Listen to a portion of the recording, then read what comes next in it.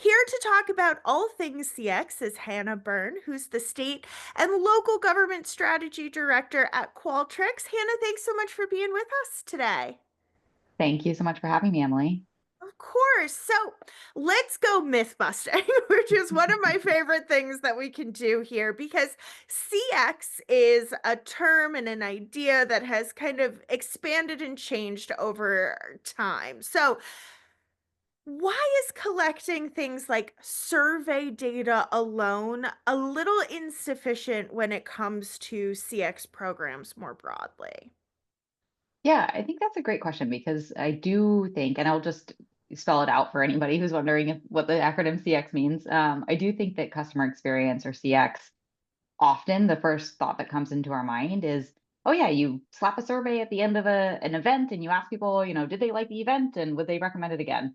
And obviously, survey data can be incredibly useful and valuable for customer experience programs. And we get a lot of insights, especially out of those open text questions of like, the event was great, but I was cold in the room. That's something that I've definitely seen when I've done event management and run customer surveys on those. But we often get even more valuable data and even more valuable insights if we take a wider lens. One of my colleagues put this quote in front of me at one point, and I thought it was just perfect kind of for thinking about that wider aperture. So there's this famous anthropologist, Margaret Mead, and her quote is, what people say, what people do, and what people say they do are often different things. So I think that's really important to keep in mind when we're trying to understand customer behavior. So while customers might tell us a particular thing that happened to them, if we were be able to observe what happened, we might actually get a more nuanced understanding. And I think if you think about an example, sort of in a government context for that is, say a user comes to a website and clicks around and they can't find what they need, and they might fill out a survey and say like, hey, your site didn't have the information that I needed, and that is super helpful for us. But what if we could actually see where they tried to find that information? Like if we could actually observe where they went with their mouse and see, oh, they were actually looking here. We expected that users were going to look here. So that's where we put the information and that's why they missed it. That's a really valuable insight. Or even wider kind of aperture is like, hey, what if we were not only just able to observe them on that first interaction, but what if we were able to understand what happened next? Somebody might have left the website and said, can't find what I need on this website. I'm just going to pick up the phone and call. And that kind of brings in this other channel perspective too. So I think, yes, survey data, incredibly important. But what are the other ways that we can understand a holistic journey that somebody is taking when they're trying to access government services? So many other pieces of data, so many other nuggets about that experience that are also very important and helpful for customer experience. And with that in mind, and I know you mentioned the word channels there briefly in your initial kind of explanation. I think one of the approaches here could be an omni-channel approach. So, first of all, can you tell me what that is and its connection to CX? So talk to me about that omni-channel piece. Yeah, I think of I feel like omnichannel is it's coming up in my day all the time now. It's become kind of one of those buzzwords that gets tossed around. And I sort of think about it in two perspectives. So I do think about it in the cross journey, cross channel perspective. So a channel being, any sort of method, form that we use to interact with. And I'm going to speak in the government context, a resident. So that could be email, phone, digital, portal, what have you, social media, those are all different channels. And as somebody moves through their journey, they're going to leave pieces of data and leave important understandings about their journey across many different channels. And then I also think about it as sort of that cross perspective. And that kind of gets me back to that Margaret Mead quote of, we want to be able to solicit data and ask people directly about, what they were experiencing and get perspective on in their own words. Incredibly important.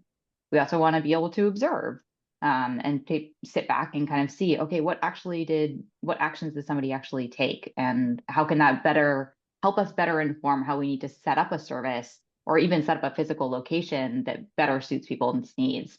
And then we also, in kind of a third bucket, we want to think about how can we actually make use of data that just already exists by the nature of what happens when somebody moves through their journey. And we could talk more about that. But that's sort of how I think about omni-channel, is really trying to look at like what are all the magnitude, the holistic of the journey. How can we actually take in all of those different sources, different perspectives, and make use of all the data that gets picked up that is a window into somebody's experience.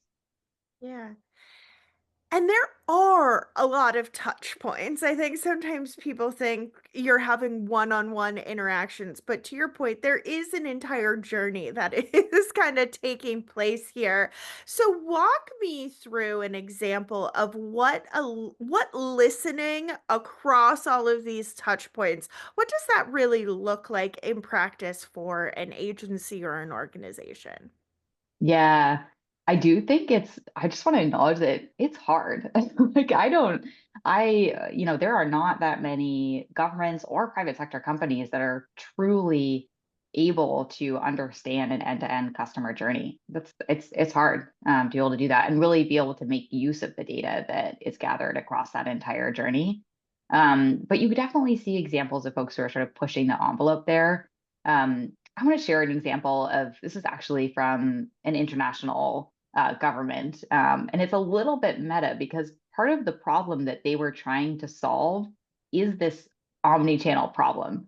They were sort of they were stepping back and saying, okay, overall, as our entity, we are helping people on way too many platforms. Like we've got like over 400 in-person offices that people have to choose from. We've got like over 100 call centers that people are trying to figure out, like, where do I actually go to call for the right thing? We've got more than 8,000 different contact lines of information. I mean, these numbers are large, but they're also not hard to imagine at all when you just think about how many different programs on a government website have their own contact line. And, that's sort of what 311 is trying to do, is just sort of simplify it, right? So they went in and they were trying to tackle that problem of like, hey, we feel like it's actually too complicated for people to get help from us, and we have too many channels, and we're not thinking about this in a holistic way.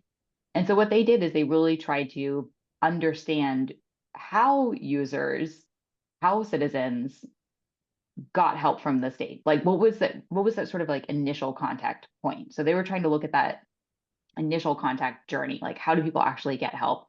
And they did a lot of research around all these different channels that they had. They did focus groups, they observed people in offices trying to understand. They set up listening posts like a customer experience survey. They also looked at behavior, like digital behavior, and kind of tracking where people are going to find certain information. And all of that, distilled down information, what they heard really validated their hypothesis that, hey, we want this to be way simpler. Like, don't ask me twice. If I call into one phone line, can you please, retain the information that I already said to this one agent, so I don't have to repeat it again when I have to call into this other phone line. And don't take too much of my time. Like, please make it easier for me to navigate this maze, and don't make it so I have to, visit a website and then call and then send an email and what have you. And real emphasis on just consistency and ease. So with those insights, after looking at that journey of, how do people get help from the state, they drastically simplified and massively consolidated the channels that they were offering help from. And they doubled down on how do we make things consistent, easy, and recognizable.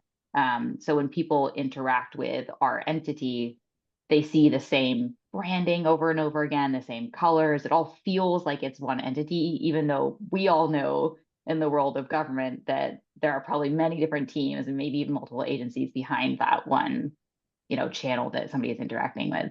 So I thought it'd be fun to share that example because they were solving this exact problem, of trying to make a more omni-channel approach in trying to make a very consistent and, easy to understand, single-threaded way that residents could interact with their government. And I think the results that they saw there were pretty fantastic. They had, huge shoot up in customer satisfaction in terms of, being able to find the help that they wanted initially. And it's pretty cool what they were able to achieve.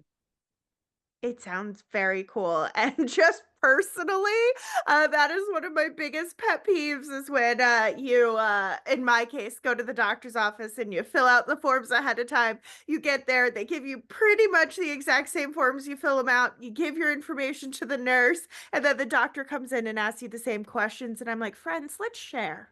Let's share. Let's make this a little bit easier." So, I think that's a great example. Sorry, if I could just, you made me think of just one other thing. What I think that what's really interesting now as we think about this agentic kind of conversation is how the example that you just brought up of, going to the doctor's office, having to share information over and over again, it does make me wonder what's the role of these agentic AI capabilities in that? Like, is there going to be a future in which some kind of agent powered by AI would be able to do a lot of this on behalf of us?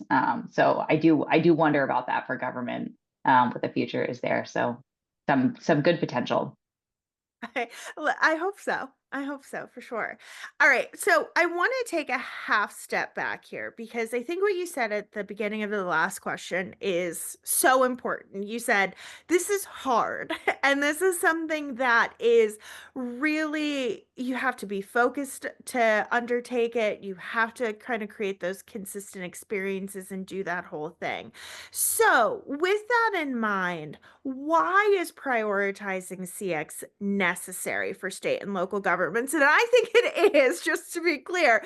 But why go through this effort? Yeah, um, it's such a good question, and uh, if you allow me, I want to share a little bit of a story about personally why I was drawn to this effort because it really connects to kind of my why, and I do think that everyone's why might be a little bit different, but I think there is some really compelling reasons about why to prioritize this work. But when I started my career, I actually worked in public radio.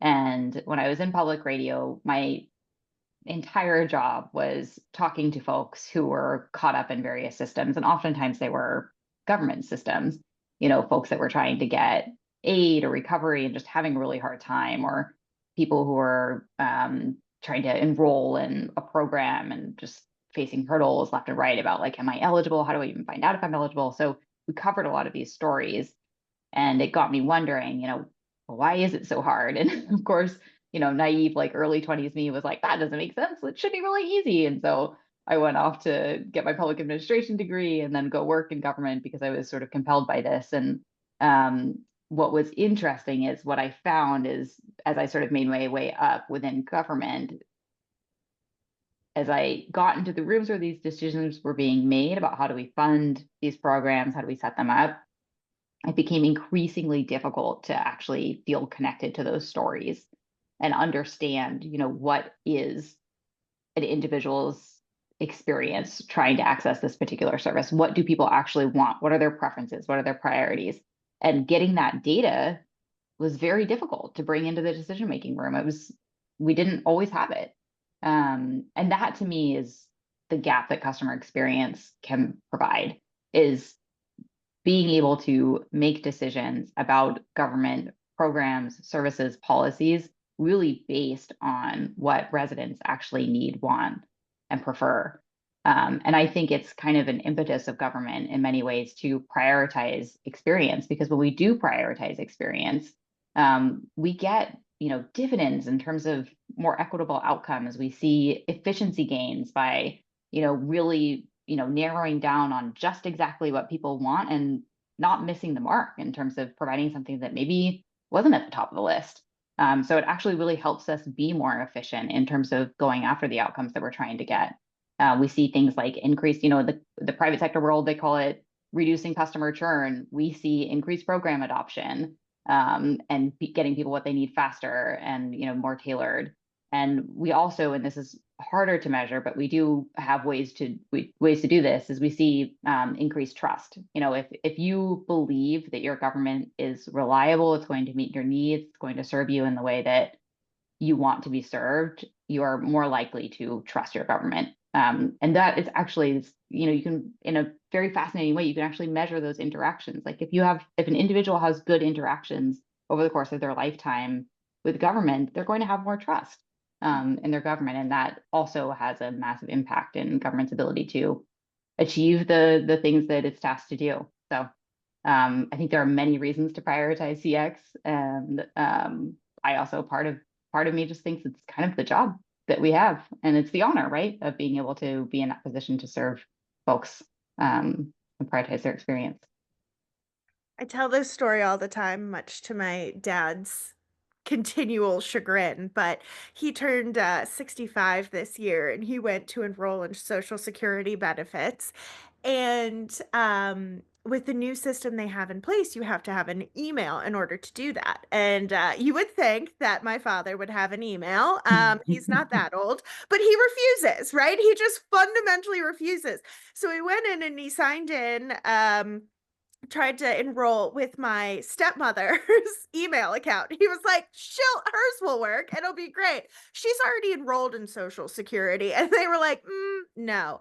And so my dad trudges down to the Social Security Administration, and this wonderful woman at Social Security not only sat with him and set it up, but also created an email for him so that he, Oh, and it was such a tremendous experience for him. He tells everyone he meets how great Social Security is and what a great process it was.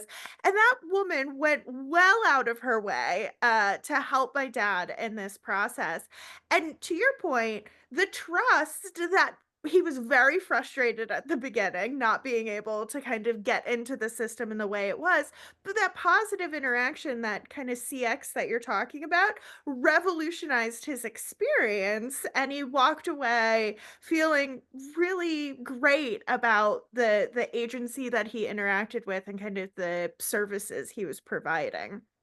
oh, So, I love that story. That's so wonderful. And it actually underscores some really interesting research, which is um, if you have somebody who just had a positive interaction, say somebody who signed up for, they had their email address, they knew what to do, they signed up for Social Security, they left with a positive interaction. That's great, right?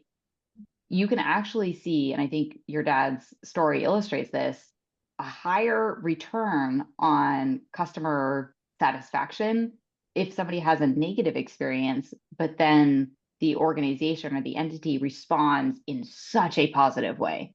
You actually see that person's overall satisfaction jump higher than that initial person who maybe never had a negative experience, was just able to sign up with their email, which is a really, I think, to me, that's sort of reassuring because we're all going to make mistakes. Like our systems, our programs, our policies, they're not perfect. But if we can show up with that dedication or commitment to residents and serving them, just like that individual did with your dad, to actually make a even greater difference in somebody's, opinion and sort of to overall trust and satisfaction with their entity. So that's so cool. I love that. And shout out to that Social Security person I that know. helped. So we've already kind of tackled kind of throughout this conversation a little bit some of the barriers, but I want to give us an opportunity to really narrow in here. Where do you see some of the biggest pain points popping up as agencies look to embrace this omni-channel approach to CX?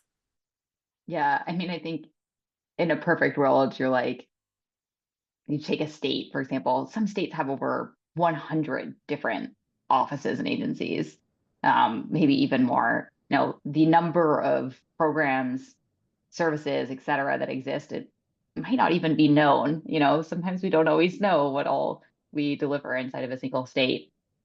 I think in a perfect world, you think to yourself, like, well, why can't somebody just, you know, show up and get everything that they need in one interaction? And it's so seamless and so easy. And I think one of the things that makes it so hard, especially in government, is that those channels that we interact on and the journeys that an individual resident might take could cross not 100 of those different agencies, but definitely multiple of those different agencies. And the teams that own the website channel is very likely different people sitting in a different office and a different team that own the call center, sitting in a different office and a different team that might have email support. I mean, all of those different touch points might be owned and managed by different individuals who might even report up through different entities. And a single journey might cross multiple entities. So there's a tremendous amount of complexity internally about, from the surface, it might seem like one resident journey. From the back end, it is many different fragments of programs, offices, people trying to come together in order to support that one resident journey.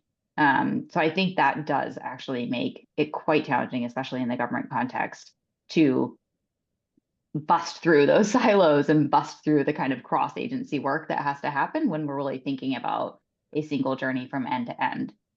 And then the other thing that I think comes in, again, particularly in government, is that, and I talk to people, I hear this from people all the time, is this sense of we're not data poor, we're data rich, but we're insights poor. So we might have a ton of data, but our ability to analyze that at scale, incredibly hard.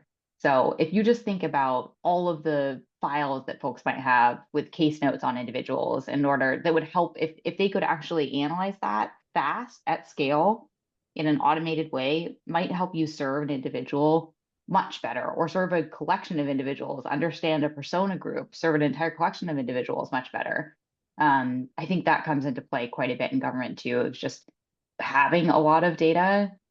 Some teams try to do analysis manually, and gosh, that takes a lot of time and a lot of effort. So it's resource and time intensive to really pull out the insights that are going to help us improve services. Yeah. I think your last point here bleeds really well into my next question, because there are a lot of people in government who would love to get insights faster and from all of the information that exists, but there's a lot to do, and many people have a lot on their plate. And as we've seen, the administration is kind of changing some things within organizations. Things are going in a little bit different of a direction, which means the employees that are there are often doing maybe two or three different roles or responsibilities that they weren't before. So they're doing basically more with less, and they're still, out here trying to deliver these services. So how can this approach, how can this really help those folks who are on the ground, who are overwhelmed, um, do more with less in the environment that they're working in? Yeah, I mean, I do think that I think there is a little bit of, going back to your first question, kind of myth busting that we do have to do internally sometimes. Is oftentimes when folks are advocating internally for a human-centered design approach or a customer experience approach to a problem, there's pushback from above saying, hey, that's going to take too much time. We just don't have time to do that on this particular project. And I think one of the most well-known sort of examples of, um, why this isn't always the case, why actually slowing down to do this work will speed you up in the long run, is healthcare.gov. When that launched, obviously it was, had a lot of issues with it. I think I remember reading a study on this, and it was like 6 people were actually able to sign up that first day that it launched. And I mean, even just the story itself, I still think that that story of the kind of failed launch of healthcare.gov impacts the way that people see the federal government today and government writ large. I think it actually left a pretty big mark on kind of, the way we think about government's ability to get things done. And that's a great example of how this policy was, the bill rolled out, the policy was rushed. There wasn't a lot of time to do a whole lot of that upfront customer research. And so when it was rolled out, site crashed. It was way more users using it differently than folks anticipated. Um, and the counterpoint to that is, if I think of a more recent example, same entity that was behind healthcare.gov, they also rolled out the COVID test that you could just order and get delivered.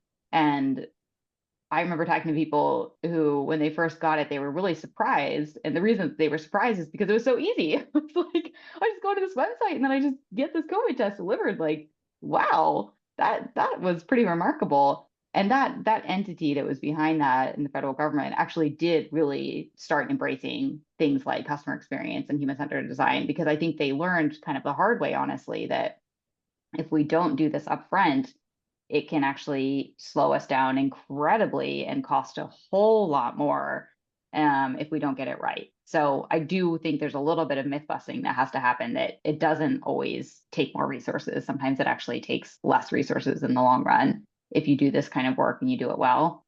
And then I also think this is where the conversation around technology often comes in. So, analyzing large data sets manually, obviously incredibly time and resource intensive.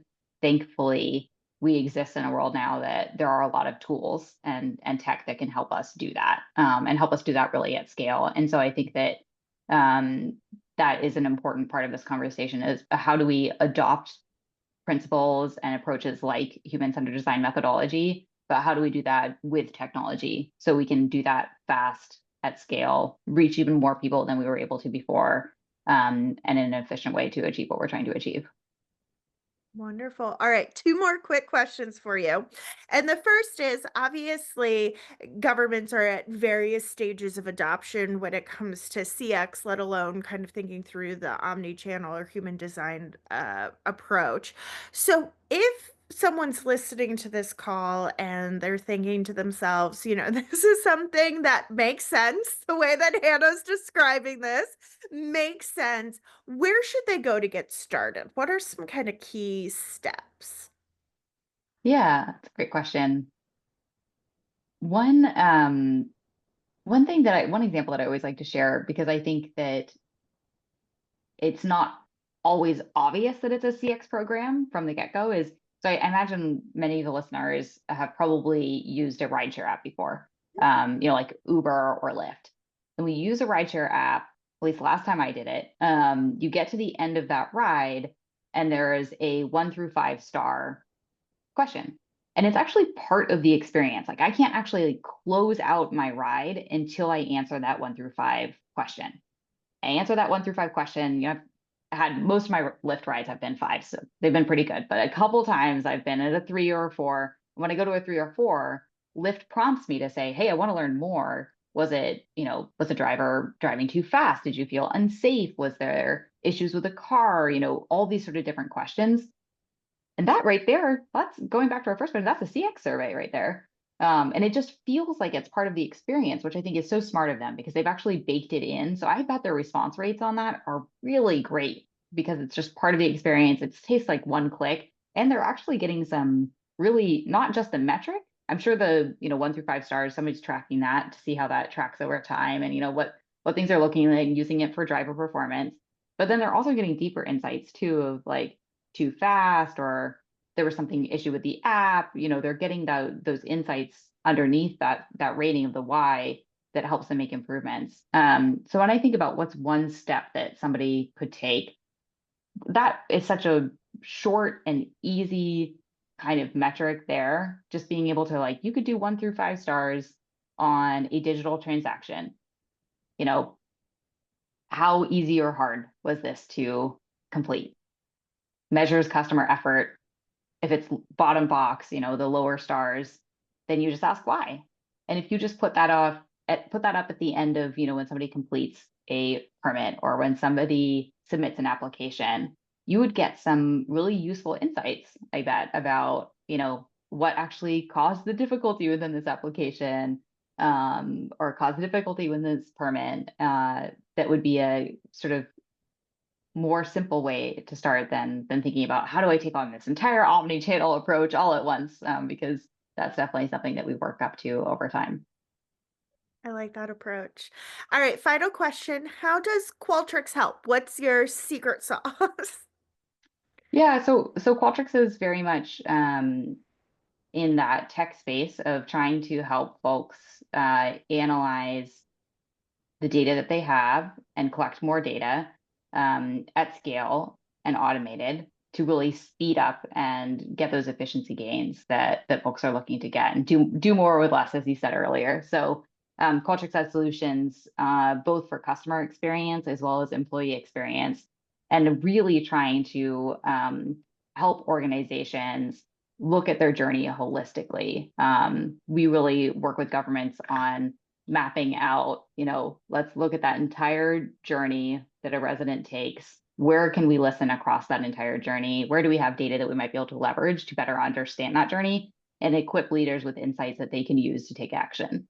Um, that's really how we help in that scenario. We have a lot of tools and insight capabilities and analysis capabilities that help people both plug in and start soliciting and asking those questions, as well as observing digital behavior, as well as making use of data that already exists, like calls, to analyze those at scale to understand what's actually causing people to call.